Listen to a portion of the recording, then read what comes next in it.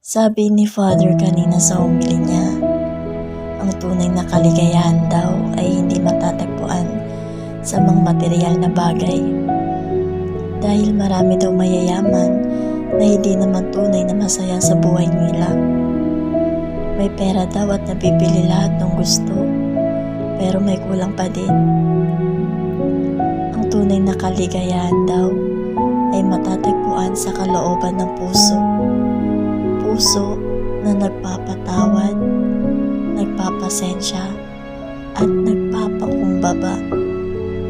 At sabi niya pa, ang pagmamahal daw, ito yung nagmamahal ka nang hindi tumitingin sa pagkukulang at kahinaan ng isang tao.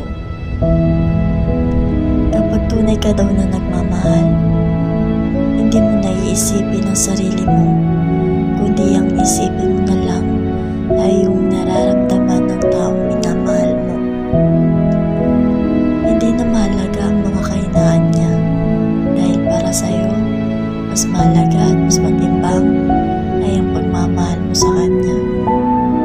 Katulad ng Diyos na tunay na nagmamahal sa atin, hindi tumitingin sa kasalanan, pagkukulang at kahinaan natin. Bagkus ang mahalaga para sa Kanya